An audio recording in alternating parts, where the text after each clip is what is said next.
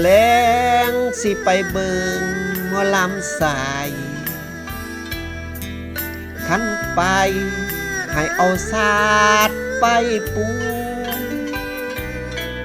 แล้วสวนหมู่ใบน้ำส่วนกันไปหลายๆทั้งเพื่อนชายเพื่อนหญิงจงอย่าลืมเด้อ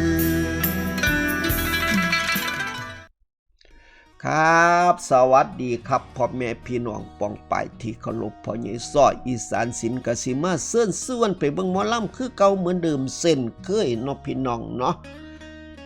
เริ่มจากคณะแรกครับคำพุนร่วมมิตรขับงานพระไกรสิงหนาถประจำปี 2569 อยู่ที่ว่าการอำเภอเกษตรสมบูรณ์จังหวัดชัยภูมิเด้อพี่น้องเด้อตามมาด้วยปฐมบันเทิงศิลป์ครับเมื่อแรงนี่กาสีทำการแสดงอยู่ที่อนุสรณ์สถานทุ่งสำลิดตำบลสำลิดอำเภอพิมายจังหวัดนครราชสีมาเด้อพี่น้องเด้อระเบียบวาทศิลป์ครับFC ของตาวหยองก็ไปให้กำลังใจกันหลายๆครับอยู่ที่วัดศรีวะล่าล่ามบ้านดงเมืองตำบลกุมภาวะปีอำเภอกุมภาวะปีจังหวัดอุดรธานีครับพี่น้องส่วนหมอลำใจเกินร้อยบอยซิลิไซเด้อพี่น้องเด้อสีทำการแสดงอยู่ที่งานบุญพาเวทบ้านหินง่มตำบลหินง่มอำเภอสางคอมจังหวัดอุดรธานีเด้อครับพี่น้องเด้อและก็ตามมาด้วยคอนเสิร์ตอรดีแบนด์แอนอรดีครับเมื่อแรงนี่อยู่ที่งานประจำปีนมัสการปิดท่องหลวงพ่อท่องวัดเขาตะเข้าเด้อพี่น้องเด้อตำบลบางโคกอำเภอบ้านแหลมจังหวัดเพชรบุรีครับเสียงวิหกนกพงศกรทีมงานแฟนๆน้องอาอายFC น้องอาอาย FC ของนกพงศกรแพ้วธิดาโอดหมูหยองปานดำพัสลาออดบุญชลินก็ไปให้กำลังใจเด้อครับเด้ออยู่ที่ธรรมสถานป่าดอนใหญ่บ้านเสาลีกพี่น้องตำบลพะเหลาอำเภอพะนาจังหวัดอำนาจเจริญเด้อครับพี่น้องเด้อและก็ตามมาด้วยซ่านเล่าบันเทิงศิลป์ครับจักรพันธ์ลำเพิ่นนำทีมงานไปทำการแสดงอยู่ที่บ้านว่านอนนิวาสตำบลว่านอนนิวาสอำเภอว่านอนนิวาสจังหวัดสกลนครเด้อครับพี่น้องแล้วก็เสียงสกิดใจท็อปธนชัยครับพี่น้องไปให้กำลังใจกันที่บ้านหน้าตาลเด้อพี่น้องเด้อตำบลหน้าตาลอำเภอทาคันตู้จังหวัดกาฬสินธุ์ครับม่วนแน่นอนครับแล้วก็เสียงอีสานนกน้อยอุไรพรน้องแป้งแล้วก็ทีมงานของเสียงอีสานสิทำการแสดงอยู่ที่วัดผู้ไส้ตำบลพ้นท่องอำเภอหนองเลือจังหวัดขอนแก่นพี่น้องเศร้าหนองเลือเศร้าขอนแก่นไปให้กำลังใจกับแม่นกน้อยเสียงอีสานที่อำเภอหนองเลือเด้อครับเด้อแล้วก็อีสานนครศรีครับบุญพเวทบ้านเพียตำบล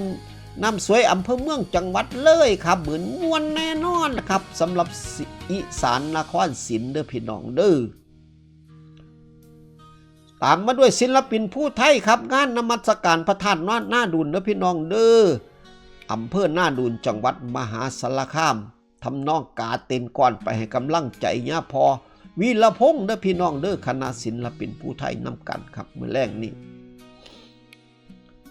แล้วกับหมอลำวงเจริญบันเทิงศิลป์ย่าแม่เดือนเพ็ญอำนวยพรสิทำการแสดงอยู่ที่บุญพาเวทวัดบูรพาเด้อพี่น้องเด้อตำบลสามัคคีอำเภออากาศอำนวยจังหวัดสกลนครครับพี่น้องแล้วก็ดินฟ้าเป้าเด้าฟ้าปีนครับเมื่อแรงนี่ครับไปให้กำลังใจเออนุสาราศรีนุนทิดาพรสายหลักท่องเบ็ดทับถนนวิการดาเอ็มเศรษฐาเด้อพี่น้องเด้ออยู่ที่บริเวณนาที่ว่าการอำเภอหนองบุญนาคจังหวัดนครราชสีมาในงานฉลองวันแห่งไสสนะท่านท้าวสุรนารีและงานกาศาสตร์ของอำเภอหนองบุญนาคเด้อพี่น้องเด้อ ส่วนแม่ทับดอกเหมยครับเมื่อแรงนี่ครับม่วนแน่นอนเด้อพี่น้องเด้อพี่น้องเศร้าลมก้าวเศร้าลาดกระบังเด้อพี่น้องเด้อวัดปากบึงเด้อพี่น้องลมก้าวลาดกระบังกรุงเทพมหานครไปให้กำลังใจม่วนแน่นอนครับพี่น้อง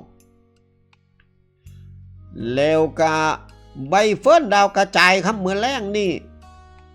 ล้านไดโนเสาร์การไฟฟ้าพายผลิตเครื่องอุบลรัฐนะครับเด้ออยู่เขื่อนอุบลรัฐงานอุบลรัฐสัมพันธ์องค์การบริหารส่วนตำบลทุ่งโป่ง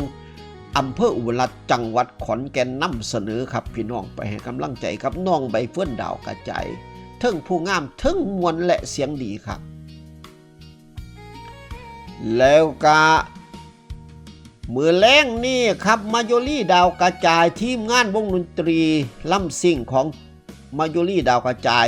ปะทะกับอภินันท์น้อยดาวเหนือเด้อครับเด้อฟิชเจอริ่งกันมือแรงเรียกว่ามวนแน่นอนครับอยู่ที่บ้านดอนเสียดตำบลคำแก้วอำเภอโสพิสัยจังหวัดบึงกาฬไปให้กำลังแรงใจเด้อพี่น้องเศร้าโสพิสัยครับแล้วก็ปิดท้ายด้วยผู้ใหญ่บ้านฟินแลนด์ครับสีนำทีมงานการแสดงศิลปินรูปหล่อแสนสวยครับเรียกว่ามาแรงครับช่วงนี้ได้เพชรเม็ดงามมาอยู่ใน